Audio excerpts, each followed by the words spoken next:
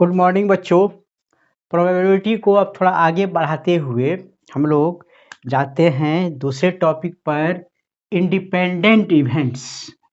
तो आज पढ़ा रहे हैं इंडिपेंडेंट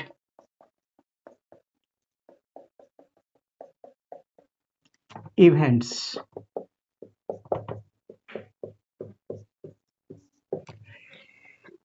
देखिए, दो इवेंट ऐसा हो जो एक इवेंट का होने या न होने का दूसरे इवेंट से कोई मतलब नहीं है, कोई मतलब नहीं, या दूसरे का पहले से कोई मतलब नहीं है, कोई इफेक्टिव नहीं है एक दूसरे के लिए।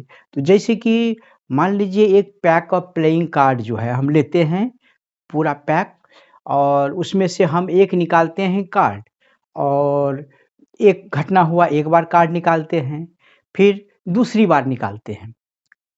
तो उसमें दो बातें हैं, जो पहली बार जो कार्ड निकालें उसको वापस किए या नहीं किए। यदि पहला कार्ड हम निकालें पहली बार, तो कार्ड की किंग होने की क्या प्रोबेबिलिटी है, ठीक है, उसका हम निकाल लेंगे 4/52, और इस इवेंट को हम ई मान लेते हैं, पहला इवेंट को, और उस कार्ड को फिर पैक में वापस कर दिए, और वापस करने के बाद फिर निकालते हैं, और दूसरा इवेंट है हमारा जो फिर किंग होने का, तो फिर वही होगा 4/52, असर नहीं डाला क्योंकि कार्ड हमने वापस कर दिया। तो जितनी बार वापस करते जाएंगे असर नहीं डालेगा, यदि वापस हम नहीं करते तो वह असर डालता, तो वह हो जाता डिपेंडेंट इवेंट्स। तो एक घटना होने से या नहीं होने से दूसरे घटना की होने या न होने पर कोई असर न हो, they are called independent events. तो वही है इंडिपेंडेंट इवेंट्स, मतलब two events E and F are said to be independent events. Independent events if occurrence और नॉन ऑकरेंस, होने या न होने का, occurrence or non-occurrence of event E, occurrence or non-occurrence of event E does not affect the occurrence or non-occurrence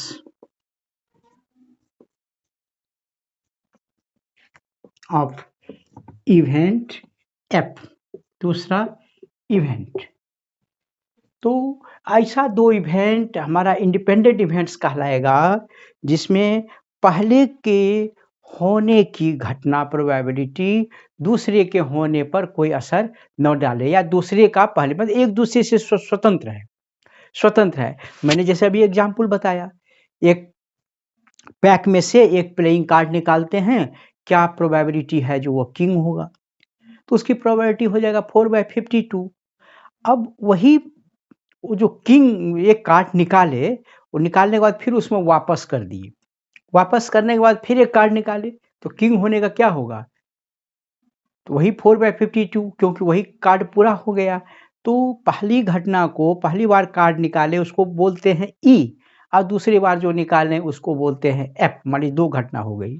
तो ई वाली घटना हो जाने के बाद एफ पर कोई असर नहीं डाला, या एफ से ई पर कोई असर नहीं डालता है, तो दोनों इंडिपेंडेंट इवेंट कहलाता है।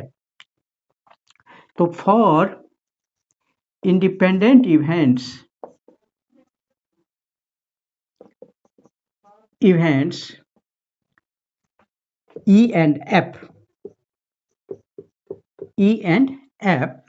दो इवेंट्स है E and F, probability of E when F has already occurred, एक घटना हो चुकी है F, तब P का होने का, तो क्या होगा P of E into P of F, सीधे लिखेंगे क्योंकि स्वतंत्र है, पी का होने से एफ में होने से कोई असर नहीं डालता है, या एफ पहले घट चुकी है तो ई पर कोई असर नहीं डालता है। तो ये हो गया इंडिपेंडेंट का केस।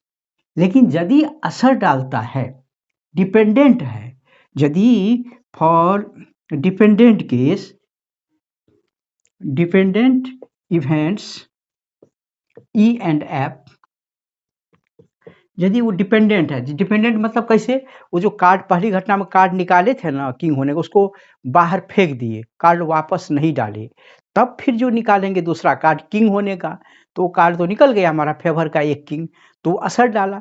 तो उस केस में क्या होगा, for independent events probability of E when F has already occurred, तो प्रोबेबिलिटी ऑफ ई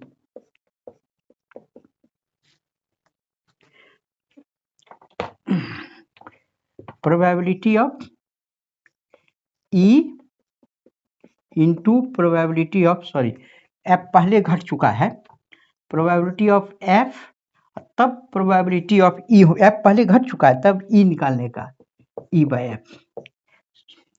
जब इसको उल्टा ई इंटरसेक्शन एफ लिखना पड़ेगा, गलत लिखा गया।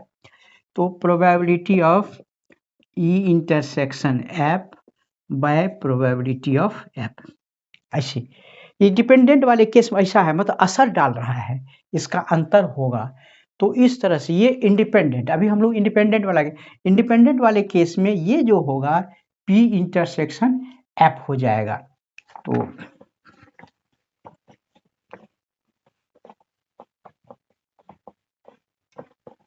उल्टा लिखा गया, तो इंडिपेंडेंट वाले में हमारा उल्टा लिखा गया। ओहो, एक बार फिर लिखना पड़ता है। फॉर इंडिपेंडेंट, गलत लिखा गया, independent events E and F के लिए probability of E intersection F is equal to probability of E into probability of F, ऐसे इंटू में दोनों इक्वल होना चाहिए, इंटरसेक्शन का और ये दोनों का। अब for dependent events E and F, probability of E intersection F, यदि एफ पहले घटा है तो ऐसा लिखना करना पड़ेगा, या ई पहले घट गई है तो probability of E into probability of F when E has already awkward, या यदि एफ घटा है तो लिखेंगे probability of F, sorry E when F has already awkward. ये डिपेंडेंट वाला, तो ये पहले वाला लेक्चर में इस पर डिस्कस किए थे हम लोग। अभी इंडिपेंडेंट केस देखिए, इस तरह से इंडिपेंडेंट केस के लिए ये होना जरूरी है, मतलब एक घटना होने की संभावना जो है दूसरे घटना से कोई उससे ताल्लुकात नहीं है, एक घटना के होने या न होने का दूसरे घटना से कोई ताल्लुकात नहीं है। जैसे एक मान लीजिए हम एक दो क्वेश्चन लेते हैं, क्वेश्चन इस तरह से है, जो 13.2 का नंबर 1 है, कहता है if P of A, probability of A is equal to 3/5 and probability of B is equal to 1/5, find P of A intersection B, A intersection B if event A and B are independent, independent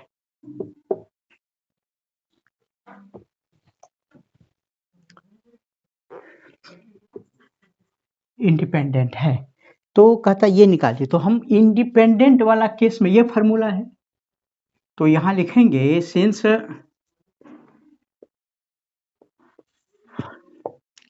A and B are independent,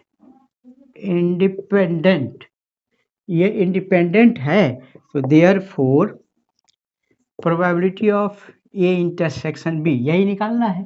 तो probability of A intersection B हो जाएगा ये probability of A into probability of B.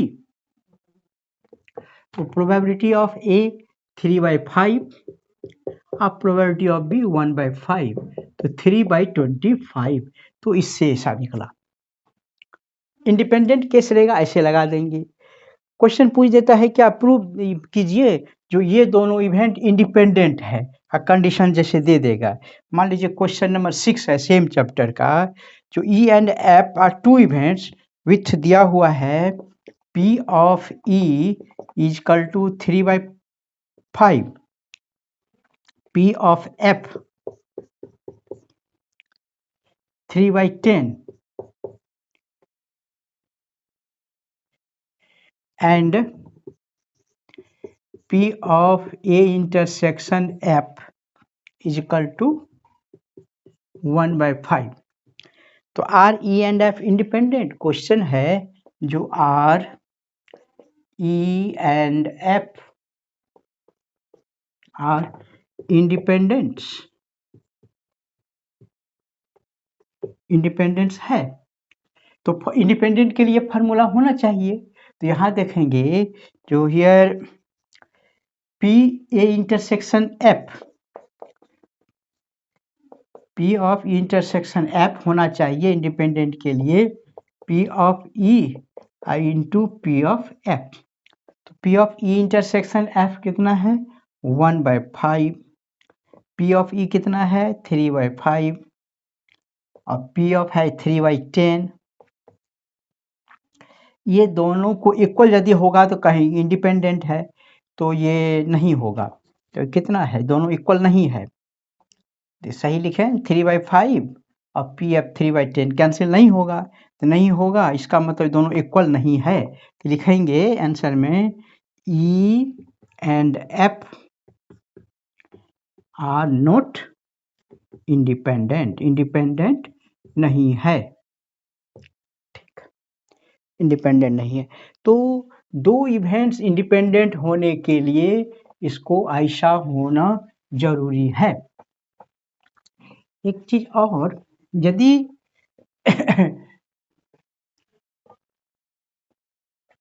यदि दो घटना independent है ई और F, दोनों का नहीं होने का भी घटना जो होगी वह इंडिपेंडेंट होगा। कहने का मतलब यदि E and intersection F independent है तो ऐसा होगा। तो प्रोबेबिलिटी ऑफ ई बार मतलब नहीं होने का intersection F is equal to probability of E into probability of F. यदि कोई दो घटना इंडिपेंडेंट है, दो घटना, तो उसके वो दोनों घटना नहीं होने का भी जो है इंडिपेंडेंट ही होगा। ये उसको ऐसे कर लेंगे, पी ऑफ ई जो है 1 माइनस पी ऑफ ई लिखेंगे, पी ऑफ एफ को लिखेंगे 1 माइनस पी ऑफ एफ, उसी तरह इसको लिखेंगे 1 माइनस ई इंटरसेक्शन एफ, इसके जगह वैल्यू डाल देंगे, आपका प्रूफ हो जाएगा। तो ये हो गया आपका इंडिपेंडेंट का केस। क्वेश्चन सब थोड़ा सा बुक से देख करके अपना बनाएंगे, उसके लिए अलग क्लास सभी लेंगे, न्यूमेरिकल प्रॉब्लम सबका एक्सरसाइज सब बनाएंगे एक एक करके। अब आइए एक बड़ा ही इम्पोर्टेंट टॉपिक आता है हम लोगों का, जो इसमें एक क्वेश्चन है 6 मार्क्स का, Bayes theorem.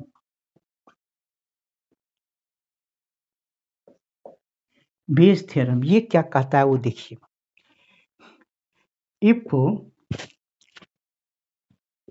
E1 E2 E3 En be non-zero, E1 E2 E3 En be non-zero n events। Non zero मतलब उसमें कोई भी इवेंट में मतलब कम से कम एक एलिमेंट जरूर हो, उसकी प्रोबेबिलिटी नल नहीं हो, मतलब प्रोबेबिलिटी ऑफ E1 जीरो से बड़ा हो, E2 जीरो से बड़ा हो, मतलब जीरो से नहीं जीरो नहीं हो। तो E1 E2 E3 En भी नॉन जीरो एन इवेंट्स, हाँ, और S be the sample space, S with sample space. S हमारा सैंपल स्पेस है, मतलब सारा का यूनियन जो है वो एस हो जाएगा। एंड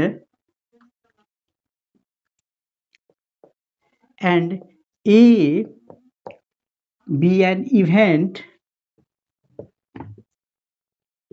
एसोसिएटेड विथ एस, मतलब सैंपल स्पेस से एसोसिएटेड है किसी भी इवेंट से। E1 E2 En सारा एन इवेंट्स है और एस सैंपल स्पेस है, मतलब E1 E2 सारा सबसेट है एस का, और ए जो है उसी में से है। जैसे कि हम एक डायग्राम से चला दिखाते हैं। ये है हमारा एस सैंपल स्पेस है, इसी में कुछ इवेंट है। ऐसे मान इवेंट का नाम देते हैं E1, ये दे देते हैं E2, इधर E3,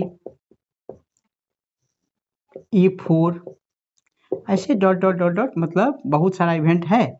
और En एन इवेंट्स है, उसी में से ए एसोसिएटेड है। मान लीजिए कहीं से, मतलब ए में कुछ ऐसे सैंपल स्पेस का ही मेंबर है। A is also the subset, A is also the subset of S, मतलब A is also event. A में हो सकता है E4 का भी कुछ एलिमेंट हो, E3 का भी हो, E2 का भी, E1 का हो, या कुछ का नहीं हो, किसी एक का ही हो। तो वही मैंने लिखा है, S is the sample space of a random experiment. E1 E2 E3 En are n events, और ए उसी में से एक है ए is an event associated with this, तो A be an event associated with S such that, ये कैसा है ये सब event, such that first one E1 union E2 E3 En is equal to S, मतलब सारा का यूनियन, या कहेंगे events E1 E2 En are mutually exhaustive, MH mutually exhaustive, या ऐसे कहें। और सेकेंड, कोई भी दो EI intersection EJ is equal to 5, ये नल सेट है, मतलब कोई इसमें कॉमन नहीं है। E1 E2 में कोई कॉमन नहीं, E2 E3 में कोई कॉमन नहीं। EI कब, जब I is not equal to J, I का वैल्यू J, मतलब I J इक्वल हो जाएगा तो E1 E1 E1 E1 तो E1 इंटरसेक्शन हो ही जाएगा, तो 5 कैसे नहीं होगा। I इसका नहीं होना चाहिए, और I और J का वैल्यू जो है 1 से लेके 1 2 3 N तक हो, N इवेंट्स हो।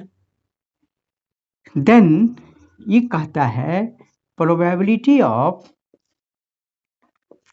E1 when A has already awkward, ये तब जो किसी एक का हमको निकालना है, प्रोबेबिलिटी ऑफ E1 जब ए घट चुका है, या E2 जब ए घट चुका है। E2 है तो E2 लिखेंगे, E3 है तो E3 लिखेंगे। ये कहता है probability of E1 into probability of A by E1 whole divided by जितना है सबका सम निकाल देंगे।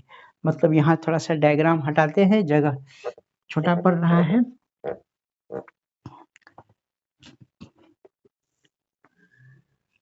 तो ये पहला जो है वह लिखेंगे probability of E1 into probability of A by E1 plus probability of E2 into probability of A by E2 plus probability of, जगह कम है तो dot dot dot dot, probability of En events है En, when probability of A oblique E1, En जब घट चुका है, ये इस तरह से। यहाँ E2 लिखेंगे तो ये E2 लिखेंगे, और नीचे तो सब में सेम होगा। इसको बोलते हैं total probability by total probability. तो ये टोटल प्रोबेबिलिटी जो है, particular probability by total probability, यही निकालना है। घटना E1 probability of E1 when A has already awkward, A already आपका घटना घट चुका है। तो ये फार्मूला लिखना पड़ता है बेस थ्योरम। आप लोग यही फार्मूला सिर्फ याद रखिए, स्टेटमेंट सब नहीं पूछता है। तो इस फार्मूला में, ये फार्मूला में जो है लिखने पर ही 1 नंबर मिलता है। तो चलिए एक बार फिर इसको कैसे हुआ थोड़ा बता देते हैं।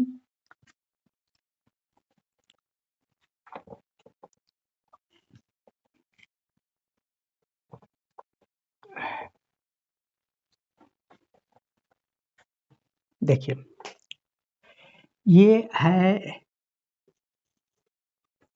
Total sample space of an experiment का। इसमें कुछ इवेंट है E1, E2, E3, E4 और बहुत सारे इवेंट हैं। एक यहाँ En ले लेते हैं, इसी में से कुछ इवेंट है, मान लीजिए इसका नाम है ए। तो ए भी तो इसी से है, एस से है। तो हम लोग यहाँ पर हम निकालना चाहते हैं, मान लीजिए सेंस। देखिए हम लोग जानते हैं सेट ए की जो इवेंट है, ए है ये, इसको लिख सकते हैं ए इंटरसेक्शन एस, मतलब एस है सैंपल स्पेस, यूनिवर्सल सेट मानिए, और ये पर्टिकुलर सेट है। तो दोनों का यूनिवर्सल सेट तो हमेशा बड़ा होता है सबसे, तो इसमें सबसे ज़्यादा एलिमेंट होता है। तो इंटरसेक्शन निकालेंगे ए और एस का, तो कम से कम ए का एलिमेंट होगा ही, ए का। तो ए इज इक्वल टू होगा सेट ए इंटरसेक्शन, और एस के बदले में जो यहाँ लिखे थे डिफिनेशन फर्स्ट में, ये म्यूचुअली एग्जॉस्टिव है। तो E1 union E2 union E3 union AN, E1 union E2 सारे को S लिखे थे। अब यहाँ थोड़ा डिस्ट्रीब्यूटिव लॉ लगा दीजिए। तो A इंटरसेक्शन E1 इसके साथ किए, फिर यूनियन, फिर इसके साथ करेंगे A इंटरसेक्शन E2, फिर यूनियन A इंटरसेक्शन E3, फिर ऐसे डॉट डॉट करके फिर लिखेंगे A इंटरसेक्शन EN, ऐसे करके लिख दिए।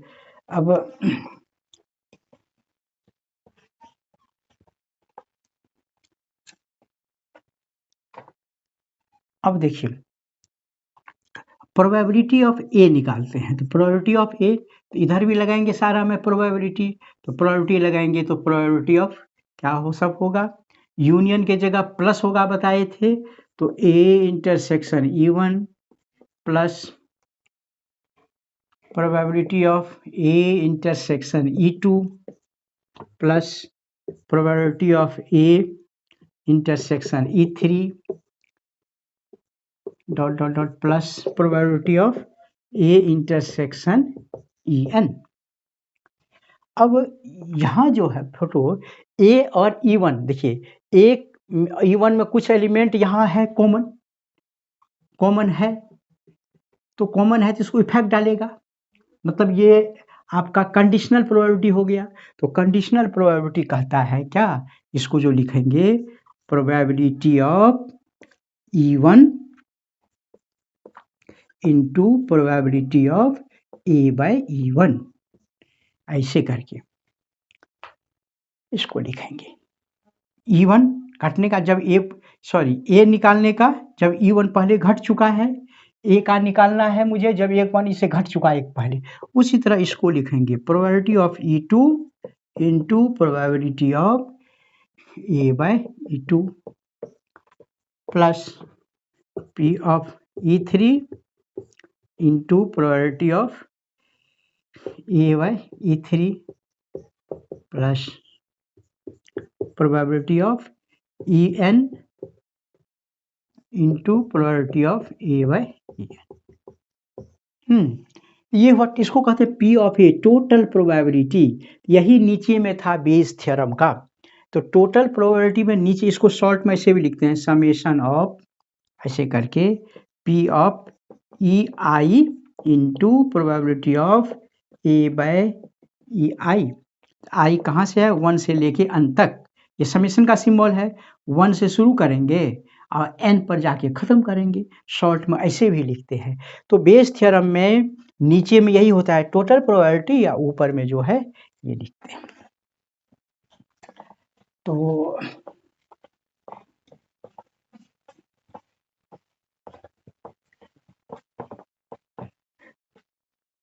अब देखिए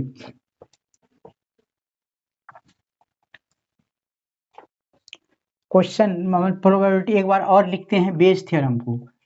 बेस थ्योरम का स्टेटमेंट, तो यहाँ लिखते हैं probability of E1 when A has already awkward. Maximum 3 होगा हम लोगों के पास, 2 या 3 से। तो ये जो है E1 when A has already occurred, तो इसको लिखेंगे probability of E1 into probability of A when E1 occurred by, यदि यहाँ E2 होगा तो यहाँ E2 लिखेंगे। मैं मान लीजिए 3 ही तरह का इवेंट्स है, तो 3 मैक्सिमम होता है, n तक जाने की जरूरत नहीं है। तो probability of E1 into probability of A by E1 plus, अब टोटल प्रोबेबिलिटी है E2 भी है, into probability of E by E2 plus probability of E3 into probability of A by E3। ये फार्मूला याद रखिए हम लोगों को। अब इस पर मान लीजिए क्वेश्चन बेस्ड है, क्वेश्चन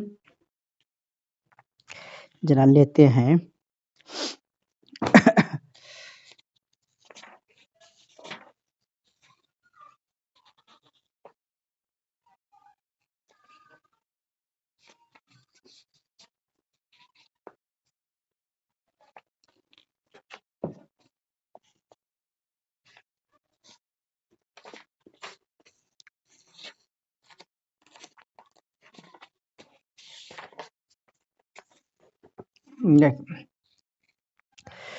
क्वेश्चन मान लीजिए बेस थ्योरम पर एक हम क्वेश्चन लेते हैं। ये क्वेश्चन नंबर है मान लीजिए 7, आपके टेक्स्ट बुक का है। ये कहता है एक फैक्ट्री हैज 2 मशीन, नहीं, an insurance company insured 2000 scooter driver. एक इंश्योरेंस कंपनी है, वो यही डायग्राम लिखते बाद में मिटा देंगे। ये एक इंश्योरेंस कंपनी है, गाड़ी का इंश्योर्स करता है, वह 2000 स्कूटर ड्राइवर को इंश्योर करता है, 4000 कार ड्राइवर को, और 6000 जो है ट्रक ड्राइवर को करता है। 3 तरह के ड्राइवर को करता है। The probability of an accident are 0.01, 0.03 and 0.15 respectively. मतलब स्कूटर ड्राइवर का एक्सीडेंट होने का संभावना दिया हुआ है, कार ड्राइवर का दिया हुआ है, सबका अलग अलग दिया हुआ है। अब कहता है out of insured person meets an accident, जितने इंश्योर्ड आदमी हैं उसमें से एक किसी का एक्सीडेंट हो जाता है। What is the probability that he is a scooter driver, क्या संभावना है जो वह स्कूटर ड्राइवर है। स्कूटर से नहीं हुआ है एक्सीडेंट, कहीं हो गया किसी चीज से, लेकिन वह इंश्योर्ड है। कंपनी कैसे समझेगा जो कि ये स्कूटर ड्राइवर से एक्सीडेंट हुआ है। तो यहाँ क्या है, 3 तरह का इवेंट है। एक क्या करता है, जो स्कूटर ड्राइवर को इंश्योर करता है, कार ड्राइवर को करता है, ट्रक ड्राइवर करता है। 3 तरह का इवेंट तैयार हो रहा है। अब उसी में सब तो ड्राइवर है, एक ड्राइवर का एक्सीडेंट हो जाता है। तो यहाँ 3 इवेंट्स हम लोग मानेंगे, E1 E2 E3। तो यहाँ है, देखिए बनाएंगे, लेट E1 मतलब event of insured scooter driver, scooter driver, ठीक है। E2 event of insured car driver, ठीक है। E3 event of insured truck driver, उसी के ट्रक ड्राइवर। 3 तरह का ड्राइवर को इंश्योर्ड करता है कंपनी, स्कूटर, कार और ट्रक। अब कहता है एक इंश्योर्ड ड्राइवर का एक्सीडेंट हो जाता है, तो क्या प्रोबेबिलिटी है जो वह स्कूटर ड्राइवर है। तो एक इवेंट एसोसिएटेड इसी में से है, उसको मानिए ए, हम जो मानते हैं ए मतलब, तो ए को लिखेंगे इवेंट ऑफ इंश्योर्ड ड्राइवर, किसी ड्राइवर चाहे वो किसी का हो, स्कूटर, कार, ट्रक, एक ड्राइवर इंश्योर करने का ए है। तो ये क्या प्रोबेबिलिटी है जो स्कूटर ड्राइवर का है। तो यहाँ दिया हुआ है E1, N of E1 number of scooter driver को जो है इंश्योर करता है, स्कूटर ड्राइवर है 2000, 4-6000, ये 2000 है, 2000। और N of E2 car driver का है 4000, और N ऑफ E3 ये है 6000। तो टोटल हो गया 12,000। तो यहाँ पर प्रोबेबिलिटी ऑफ E1 मतलब स्कूटर ड्राइवर का एक्सीडेंट होने का क्या प्रोबेबिलिटी है, 2000 आदमी का इंश्योर करता है, कितने में से 12000 में, तो 2000 बाय 12,000। और P of E2 car driver का है 4000, तो लिखेंगे 4000 by 12,000। E3 truck driver 6000 truck driver का करता है, तो 6000 बाय 12,000, ठीक, निकाल दी। अब हमको निकालना दिया हुआ है प्रोबेबिलिटी, एक driver car driver, scooter driver का एक्सीडेंट होने का प्रोबेबिलिटी दिया हुआ है, कितना दिया हुआ है, 0.1, 0.03, मतलब 0.01, 0.03 और 0.15 ऐसा है। तो ये दिया हुआ है प्रोबेबिलिटी ऑफ ये A बाय E1, ये दिया हुआ है, मतलब प्रोबेबिलिटी कार ड्राइवर का एक्सीडेंट में, ड्राइवर का ये मतलब ड्राइवर का एक्सीडेंट होता है जब E1 घट चुका, मतलब कितना है, जो स्कूटर ड्राइवर है वो स्कूटर ड्राइवर, इसका दिया हुआ है स्कूटर का 0.01, और एक ड्राइवर का एक्सीडेंट हुआ है जब ये दिया हुआ है वह किसका है, तो E2 का है, E2 मतलब कार ड्राइवर का, इसका दिया हुआ है 0.03, और A बाय E3, तो E3 दिया हुआ है 0.15। तो यही फार्मूला यहाँ लगा देंगे, यहाँ जो टोटल है ये सब दिया हुआ है।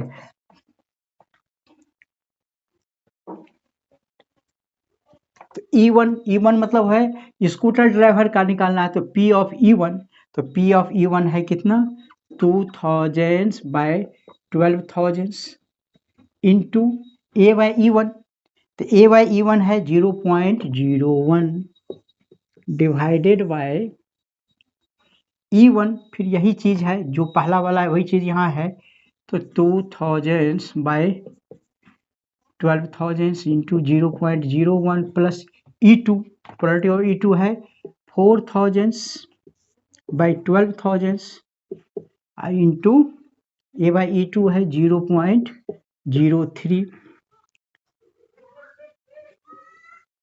प्लस तीसरा है 6000 बाय 12,000 इंटू 0.15, बस इसमें वैल्यू बैठा देंगे, कैलकुलेट करेंगे, 6 नंबर आसानी से मिलेगा। तो सबको सॉल्व करेंगे। देखिए एलसीएम में 12,000 नीचे है, सब कट जाएगा। ऊपर में भी ऐसा है, तो लिखेंगे 2000 इंटू 0.01 बाय, यहाँ भी 2000 0.01 प्लस एलसीएम में जो आया सब कट जाएगा, 03 प्लस 6000 इंटू 0.15। अब हम देख रहे हैं 1000 1000 1000 सब जगह है, उससे भी डिवाइड कर सकते हैं। 1000 से डिवाइड करेंगे तो 2 टाइम होगा, 2 इंटू 0.01 बाय, यहाँ भी 2.0.01 प्लस 4 इंटू 0.03 प्लस 6 इंटू 0.15। तो यहाँ डेसिमल के बाद ये कितना होगा, 0.02। तो 2 डिजिट सब जगह 2 डिजिट है, तो 2 डिजिट से हटा सीधे लिखते हैं 2 into 1 by 2 into 1 plus 4 into 3 अब प्लस 6 इंटू 15। तो टोटल हो जाएगा 2 बाय कितना, 90 104, 1 बाय 52। तो इसकी प्रोबेबिलिटी है, मतलब probability of being accident of car scooter driver, मैंने एक ड्राइवर का एक्सीडेंट हो चुका है, 1 बाय 52। इस तरह से बनेगा, 3 इवेंट से ज़्यादा नहीं पूछेगा। तो बेस थ्योरम में यही एक ही फार्मूला है, इस पर बैठा बैठा के बनाते जाएंगे। इसमें क्वेश्चन तो वर्ड प्रॉब्लम में है, लंबा लंबा क्वेश्चन है, तो जब तक अपने से बुक में देखेंगे नहीं। फिर भी एक और एग्जाम्पल लेते हैं। मान लीजिए कहीं से, इसमें बुक से देखने पर ही बनेगा, लंबा लंबा पैसेज लिखना तो थोड़ा मेरे लिए मुश्किल है। मान लीजिए लेते हैं, जो देखिए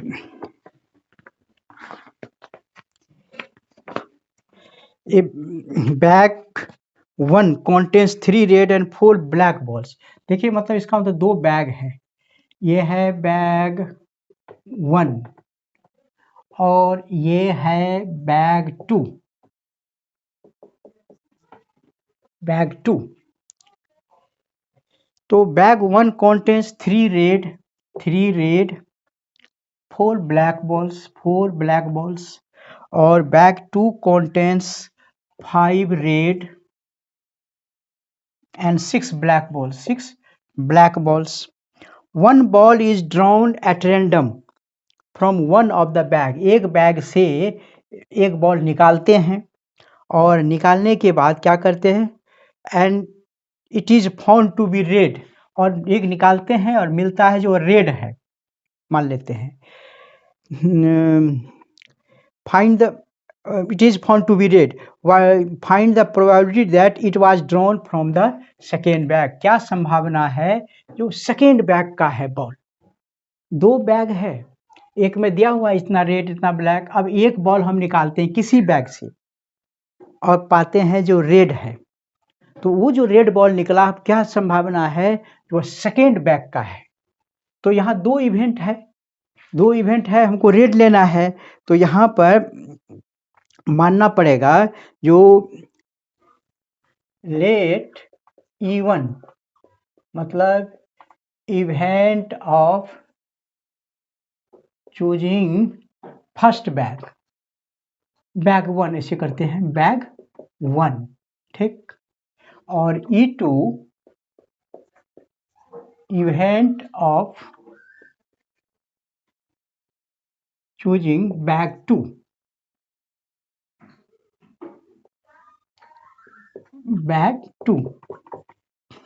और एक इवेंट लेते हैं, हमको क्या, वो जो बॉल पाए वो रेड है, तो यही जब निकालते हैं, एक बॉल निकाले ना तो रेड है, तो ए मतलब हो गया event of occurrence of red ball होने का।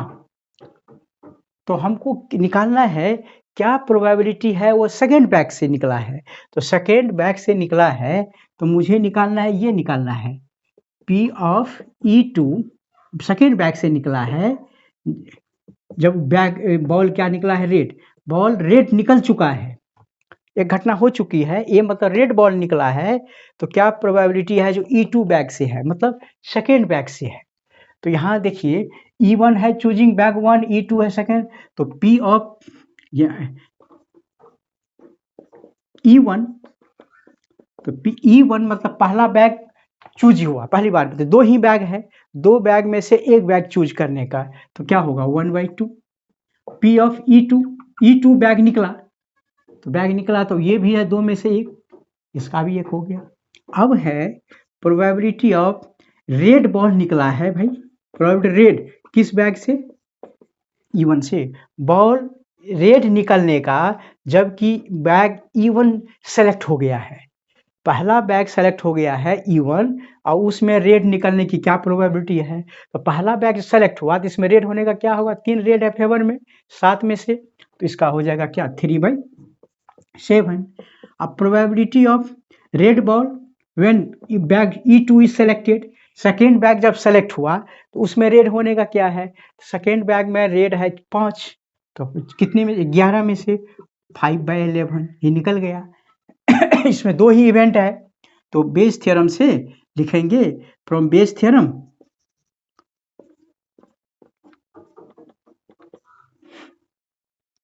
से प्रोबेबिलिटी ऑफ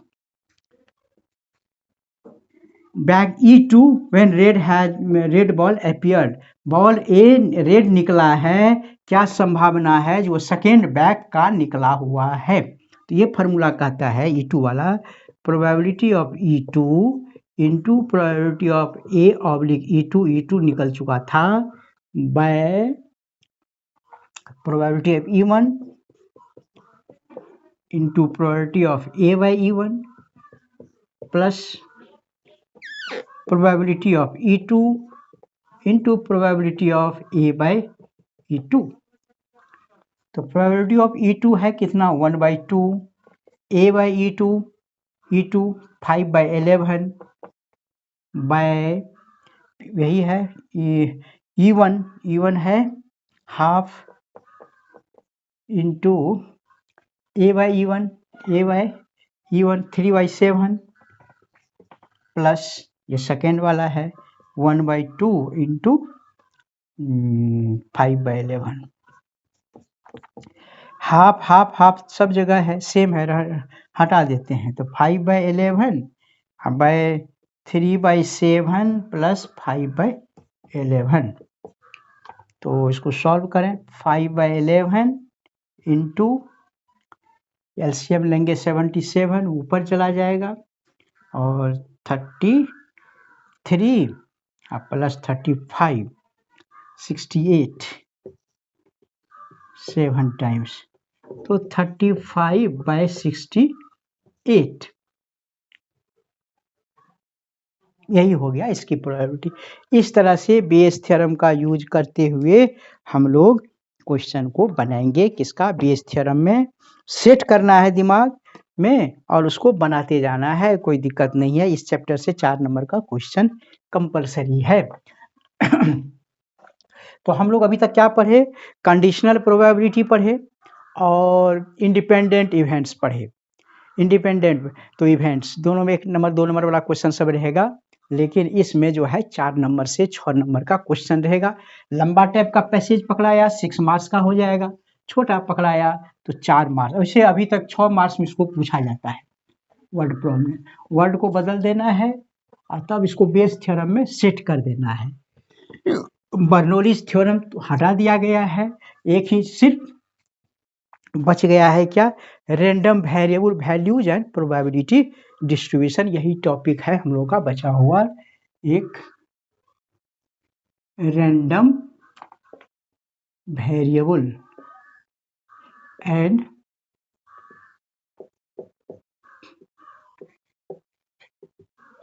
प्रोबेबिलिटी डिस्ट्रीब्यूशन, मतलब प्रोबेबिलिटी को डिस्ट्रीब्यूट कीजिए आपस में, टोटल प्रोबेबिलिटी को, जैसे कोई घटना का एक होने का, दूसरे का होने का, तीसरे का ना, टोटल का होने का। तो ये तो रैंडम वेरिएबल वैल्यूज है क्या, पहले वह देखिए।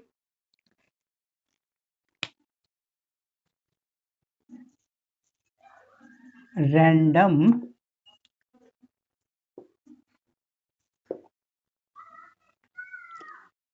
Variable,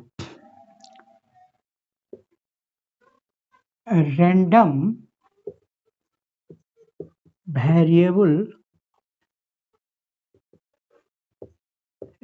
variable is a real valued function, real valued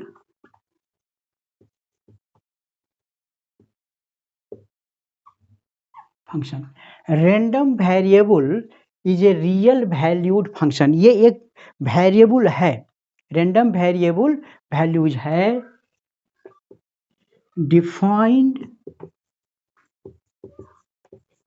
in its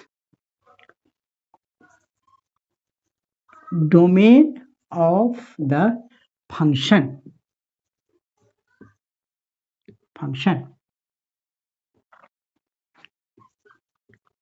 it is generally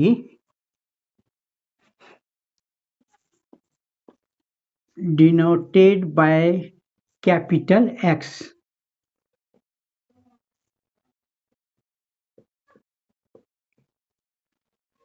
capital X. तो random variable values real value function कैसा कहता है, और इसकी वैल्यू हमेशा रियल वैल्यूज होगा।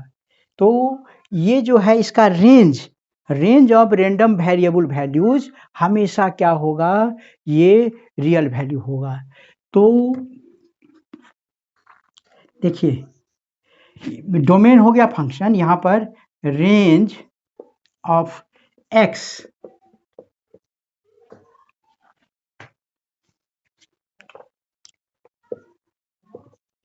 will be always real values, always real values। जैसे कि x का वैल्यू क्या सब आया, तो 0 1 2 3 ऐसे करके आएगा। निगेटिव भी रियल वैल्यू होता है, निगेटिव भी आएगा। तो ये जो है x हमेशा इसकी वैल्यू, ये हो गया रैंडम वेरिएबल वैल्यूज।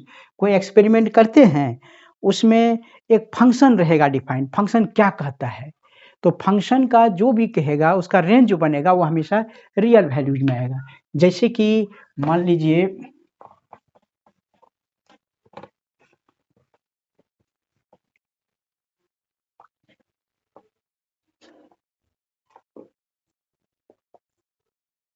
देखिए, हम कुछ एक सेंटेंस लिखते हैं, जो for a real valued form a real valued values, form a real valued function, या रियल वैल्यूज कर देते हैं, form a real values of a real valued function, real valued function x defined as number of heads, defined कैसे है, number of heads, when a coin is tossed 3 times,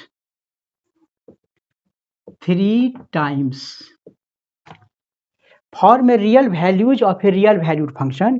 real valued function x का सारा real values लिखिए, वो कैसे defined है, तो number of defined है, जो number of heads when a coin is toss 3 times. तो एक कॉइन को, तो यहाँ एस हमारा सैंपल स्पेस में क्या आएगा, एक कॉइन को 3 बार फेंके, तो ऐसे ऐसे हो सकता है H H H, H H T, H T H, T H H, और H T T, T H T, T T H, और टी टी टी। 1 2 3 4 5 6 7 8। तो एस, एक कॉइन को फेंके, और एक्स हमारा यहाँ पर है एक्स, तो एक्स हमारा ये है ये फंक्शन है। एक्स फंक्शन कहता है क्या, define as the number of hits, है नंबर ऑफ हिट्स। तो एक्स का क्या सब वैल्यू आएगा, तो यहाँ पर सॉल्यूशन जो हमारा होगा x, x is equal to, x का क्या सब वैल्यू आ सकता है, तो देखिए नंबर ऑफ हेड्स, तो पहला ट्रायल में नंबर ऑफ हेड्स कितना है 3, तो 3, दूसरे में कितना है 2 हेड्स, तीसरे में क्या है 2 हेड्स, 2 सेट में दोबारा नहीं लिखा जाता है, एक एलिमेंट लिख देंगे 2 एक बार, तो दूसरा नहीं लिखते हैं। इसमें भी 2 हेड है, नहीं लिखेंगे। इसमें 1 हेड है, तो 1 लिखेंगे। इसमें भी 1 है, इसमें भी 1 है, इसमें नहीं, एक भी हेड नहीं है, तो 0 है। तो इसको सारा सीरियली लिख देते हैं, मतलब नंबर ऑफ हेड्स हर एक आउटकम्स में जोड़ना है। तो यही दोबारा 2 है बहुत, मतलब 2 दोबारा सेट में नहीं लिखा जाता है। Set is a collection of distinct element. तो ऐसे लिखें या इसको सीरियली लिख देते हैं 0 1 2 3। यही देखिए एक्स का वैल्यू क्या आया, रियल वैल्यूड फंक्शन, ये सारा रियल वैल्यूज है। तो एक्स हमारा फंक्शन रहेगा, उसी फंक्शन से हम लोग कंडीशन दिया रहेगा। जैसे मान लीजिए इसी में हम ऐसे दे देते हैं, नंबर ऑफ हेड्स, फंक्शन इस तरह से है, फंक्शन का स्वभाव बदल देते हैं। यही एक कॉइन 3 बार फेंका, और ये कहता है number of heads minus number of tales,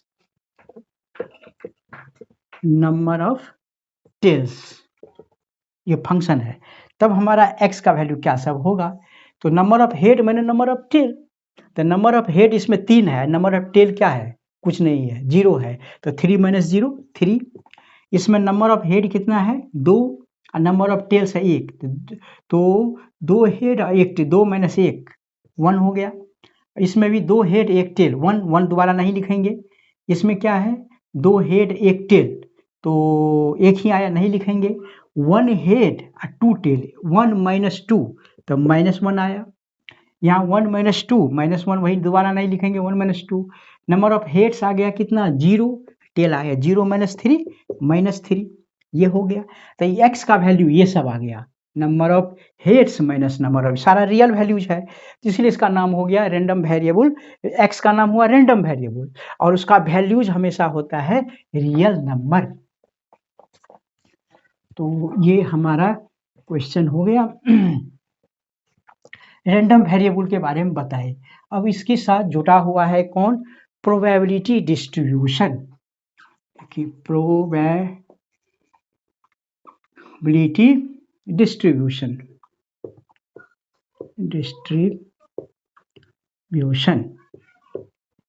तो प्रोबेबिलिटी डिस्ट्रीब्यूशन क्या है, एक टेबल चार्ट है, इसको कहेंगे ए system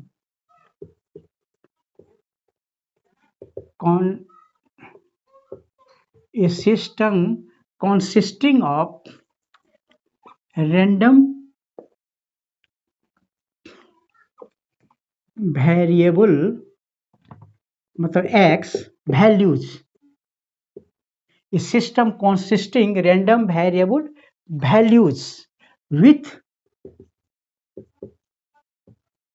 their corresponding property probability distribution, with their corresponding probabilities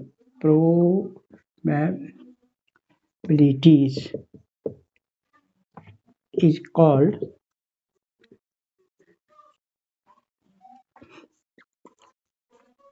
probability distribution।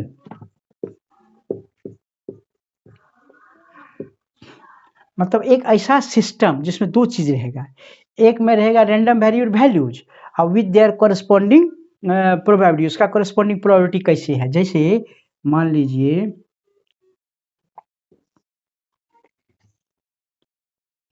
ये x है तो x है और इसका प्रोबेबिलिटी कॉरस्पॉन्डिंग px।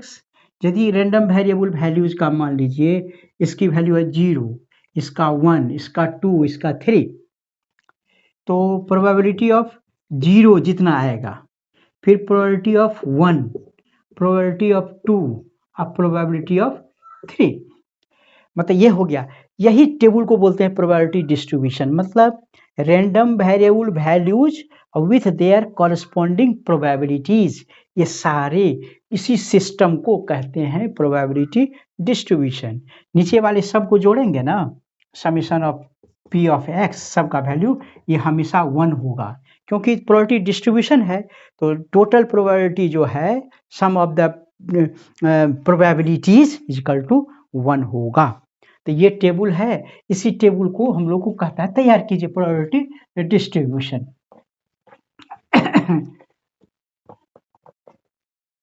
यही दो टॉपिक है, थोड़ा सा इसमें कुछ न्यूमेरिकल प्रॉब्लम सब हल्का सा थोड़ा हम लोग देख लेते हैं। देखिए पहले कुछ रैंडम वेरिएबल वैल्यूज लिखने के लिए सीखें और तब उसका प्रोबेबिलिटी डिस्ट्रीब्यूशन चार्ट बनाएंगे।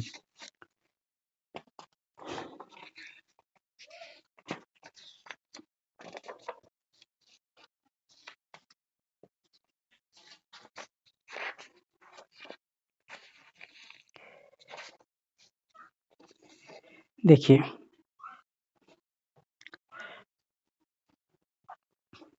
पहले तो ये देखते हैं जो ये है एक्सरसाइज 13.4 का। मान लीजिए फर्स्ट क्वेश्चन पूछता है state which of the following are not probability distribution. कौन प्रोबेबिलिटी डिस्ट्रीब्यूशन नहीं है ऑफ ए रैंडम वेरिएबल्स।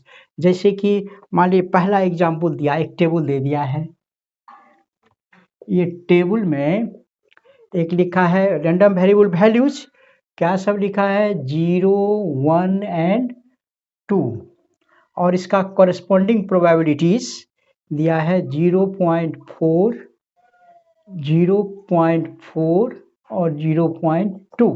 कहता है ये प्रोबेबिलिटी डिस्ट्रीब्यूशन है या नहीं, सही है कि नहीं। तो यहाँ देखिए कोई भी एक्सपेरिमेंट का दिया हुआ है तो 0, 1, 2 तो रियल वैल्यूज है, तो एक्स का वैल्यू होता ही है रियल। अब इसका कॉरेस्पॉन्डिंग प्रोबेबिलिटी तो 0.4 तो संभवतः किसी की प्रोबेबिलिटी क्या होती है 0 और 1 के बीच में होती है। तो ये तो 0 और 1 के बीच में है, ये भी 0 और 1 के बीच में है, ये भी 0 और 1 के बीच में है। तो ये तो सही लग रहा है, लेकिन सबको जोड़िए तो 0.4, 0.4, 0.2, 1 आ गया, तो टोटल प्रोबेबिलिटी 1 आ गई तो सही है। तो कहेंगे हाँ yes it is actual probability distribution of any experiment. किसी एक्सपेरिमेंट का यह एक्चुअल है। मान लीजिए दूसरा एग्जाम्पल लेते हैं, इस तरह से दिया हुआ है आपकी बुक में ही, ये इस तरह से है, ये x है और प्रोबेबिलिटी ऑफ x, तो इसका वैल्यू दिया है 0, 1, 2, 3, 4, 1, 2, 3, 4, और वैल्यू दिया हुआ है 0.1, 0.5, 0.2, 0.1, यहाँ है -0.1 और 0.3। ठीक है, तो ये प्रोबेबिलिटी डिस्ट्रीब्यूशन है या नहीं है। तो x का जो भी वैल्यू है रियल वैल्यूज है तो कहेंगे हाँ ये रैंडम वेरिएबल वैल्यूज है, सही है। प्रोबेबिलिटी में जोड़ेंगे, यहाँ देखिए 0.1 ठीक है, 0, 1 के बीच में लाई करता है, ये लाई करता है, लेकिन यहाँ निगेटिव है, ये निगेटिव है, इसका किसी की प्रोबेबिलिटी निगेटिव नहीं हो सकती, नहीं हो सकता है, तो ये चार्ट गलत है, प्रोबेबिलिटी डिस्ट्रीब्यूशन गलत है। भले ही सबको जोड़ने पर 1 आ जाता हो, जोड़ते हैं, हाँ ये सबको जोड़ेंगे ना, आइए -1 घटा देंगे तो 1 आता है, सम ऑफ प्रोबेबिलिटी 1 आता है, लेकिन ये खतरा क्या है किसी की प्रोबेबिलिटी निगेटिव नहीं हो सकती, मिनिमम 0 नल प्रोबेबिलिटी होगी या मैक्सिमम 1, 0 और 1 के बीच में ये नहीं है, तो ये प्रोबेबिलिटी डिस्ट्रीब्यूशन चार्ट नहीं है, तो ये प्रोबेबिलिटी डिस्ट्रीब्यूशन चार्ट नहीं फॉलो नहीं करता है। ये तो चार्ट से दिखाना बताना था देख के जो प्रोबेबिलिटी डिस्ट्रीब्यूशन है कि नहीं। मान लीजिए हमको बनाना है प्रोबेबिलिटी डिस्ट्रीब्यूशन। ये क्वेश्चन नंबर 4 है, कहता है find probability distribution. Probability distribution बनाइए ऑफ, दो क्वेश्चन ले लेते। एक नंबर है number of heads in two tosses, number of heads in two tosses, ठीक है, of a coin, two tosses of a coin.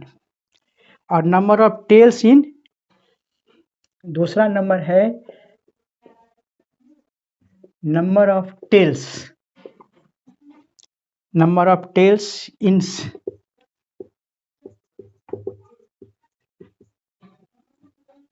simultaneous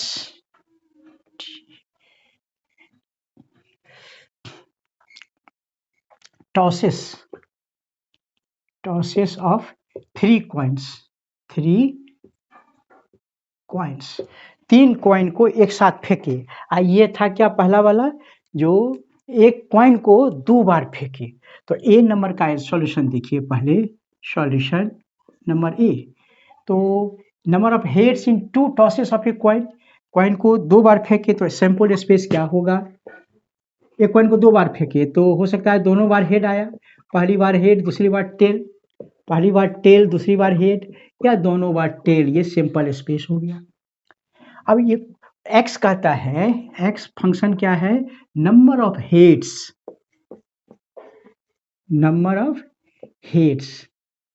जो फेंके इसमें हेड्स कितना बार आया, दो बार फेंके ना, हेड्स कितना आया, तब इसका कहता है प्रोबेबिलिटी डिस्ट्रीब्यूशन बनाइए।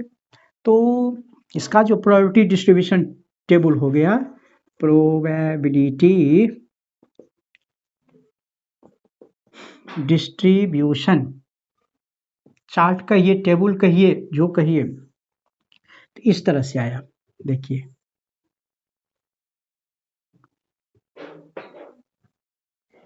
इसमें लिखेंगे x मतलब नंबर ऑफ हेड्स, इसका कॉरेस्पॉन्डिंग प्रोबेबिलिटी px। तो x ऐसा हो सकता है इसमें से, जैसे टेल में है एक भी हेड नहीं आया है तो रैंडम इसका वैल्यूज हो जाएगा 0, मतलब एक भी हेड ना आए, 1 हेड आया या 2 हेड, दोनों में हेड आ गया, यही हो सकता है। x का इससे ज़्यादा वैल्यू नहीं हो सकता, 0 से कम नहीं हो सकता। नंबर ऑफ हेड्स, तो 0 जो आया इसमें देखिए टी में 0 हेड्स, ये कॉलम हुआ, इसमें 1 हेड, इसमें भी एक हेड, इसमें भी एक हेड, और 2 दोनों हेड। अब इसका कॉरेस्पॉन्डिंग प्रोबेबिलिटी, तो 0 हेड जब आया उसका कॉरेस्पॉन्डिंग प्रोबेबिलिटी क्या होगा, तो फेवर में आ गया एक एलिमेंट टी, और टोटल में से कितने 1 2 3 4, तो इसका हो जाएगा 1/4। 1 हेड किस में आया, इसमें 1 हेड, इसमें 2 एलिमेंट ऐसा है जिसमें 2, तो इसकी आ गई वैल्यू 2, कितने में से 4, 2/4। दोनों हेड आया, 2 हेड्स, तो दोनों हेड आया, तो यहाँ लिखेंगे एक ही एलिमेंट ऐसा है जिसमें दोनों में हेड है, 1/4। और इस सबको जोड़ के देखिए 1/4 + 2/4 4/4 1 आ गया, तो इसका मतलब सही है, ये प्रोबेबिलिटी डिस्ट्रीब्यूशन सही है। नंबर बी, दूसरा question, number of tails in simultaneous 3 tosses. तो क्वाइन को हम फेंके हैं, 3 क्वाइन को सिमल्टी एक ही बार तीनों फेंकते गए। ऐसा हो सकता है जो तीनों में हेड आया, पहला दोनों में हेड, तीसरा टेल, पहला हेड दूसरा टेल, फिर दूसरा हेड तीसरा हेड, ऐसे करके TH HTT H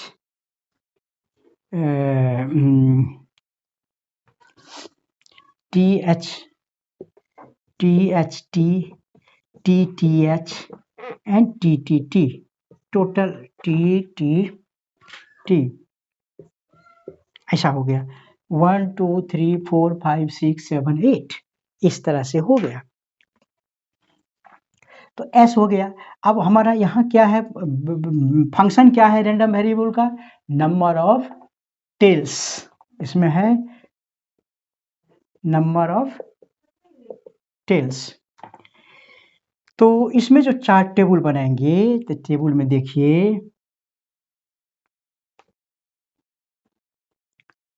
x हो गया फंक्शन, इसका करस्पॉन्डिंग प्रोबेबिलिटी। तो x तो ऐसा हो सकता है, ये टी में देखिए नंबर ऑफ टेल्स, इसमें एक भी टेल नहीं है पहला वाले में, तो इसकी वैल्यू 0 भी हो सकती है। 3 बार फेंका ना, तो एक हेड आ सकता है, एक टेल आ सकता है, 2 टेल आ सकता है, और तीनों टेल आ सकता है। तो इसकी वैल्यू 0 1 2 3 0 1 2 3 होगा। अब 0 टेल आने का, इस यही एक एलिमेंट ऐसा है एक भी टेल नहीं है, मतलब 0 टेल है, तो इसकी संख्या 1 है, तो 1/8 टोटल इसकी प्रोबेबिलिटी हो जाएगा 1/8। 1 टेल वाला देखिए, 1 टेल वाला, एक टेल इसमें है, एक टेल इसमें, 2 एक 3 3 हो गया 3/8। 2 टेल वाला, तो 2 टेल वाला यहाँ है, 2 टेल वाला 1 2 3 3/8, और तीनों टेल वाला एक है 1/8। सबको जोड़िए, जोड़ने पर आ गया 8/8 1, इसका सम ऑफ प्रोबेबिलिटी 1 आ गया, तो ये सही है। इसी तरह से हमको प्रोबेबिलिटी डिस्ट्रीब्यूशन चार्ट बनाना है। इस प्रोबेबिलिटी डिस्ट्रीब्यूशन क्या करना है, एक रो बनाएंगे x का जो रेंडम वेरिएबल वैल्यूज देगा, रियल वैल्यूज हमेशा देगा, और दूसरा जो है उसका कॉरेस्पॉन्डिंग प्रोबेबिलिटी लिख देंगे, चेक कर लेंगे 1 होता है सम तो सही है। और एक जैसे एक लास्ट क्वेश्चन एक तो बताते हैं, इसमें मान लीजिए कहता है एक रेंडम वेरिएबल 8 नंबर का क्वेश्चन है, वैल्यूज का चार्ट दिया हुआ है आपका पास इस तरह से।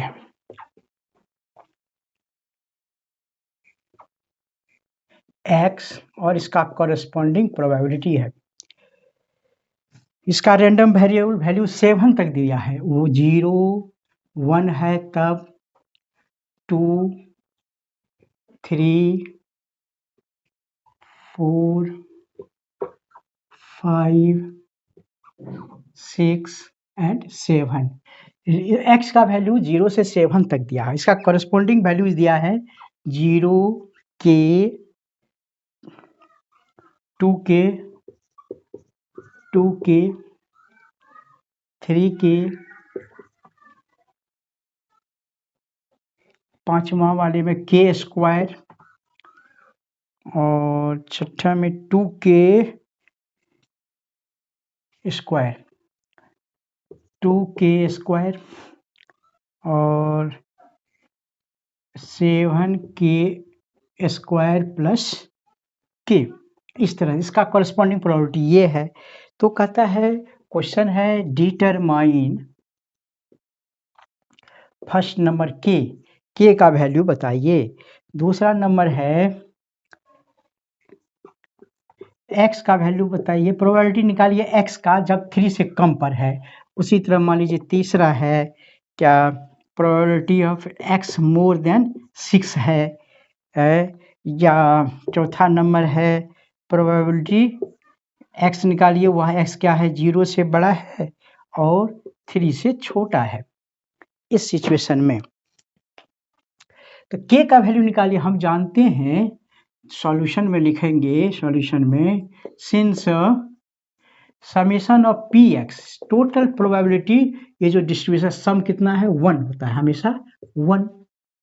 ये जब 1 हो गया तो सबको जोड़िए इसमें, तो क्या होगा 0 plus k plus 2k plus 2k plus 3k plus k² plus 3k² नहीं k² plus 2k², 7k² plus k equal to 1।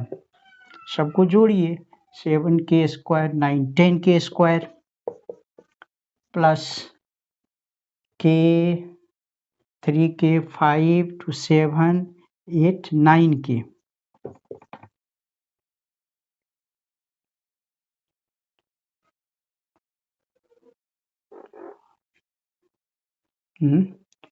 Three के 5k 8k 9k अब प्लस इक्वल टू 1, तो -1 इक्वल टू 0। 1 को इधर ले आते हैं, इसको ज़रा फैक्टराइज कीजिए, तो 10k² प्लस 10k माइनस के माइनस 1 इज इक्वल टू 0। तो 10k कॉमन ले लिए तो k प्लस 1 माइनस 1 ले लीजिए k प्लस 0। तो ये हो गया क्या 10k माइनस 1 और k प्लस 1 इक्वल टू 0 और k इज इक्वल टू हो गया 1/10 और माइनस 1। k का दो वैल्यू निकला 1/10 एंड माइनस 1। तो माइनस 1 तो होगा नहीं, किसी की प्रोबेबिलिटी 0 से कम हो नहीं सकती, निगेटिव होगा नहीं, तो k इज इक्वल टू 1/10। तो k का वैल्यू फर्स्ट नंबर आ गया, k का वैल्यू 1/10। क्या था यहाँ पर,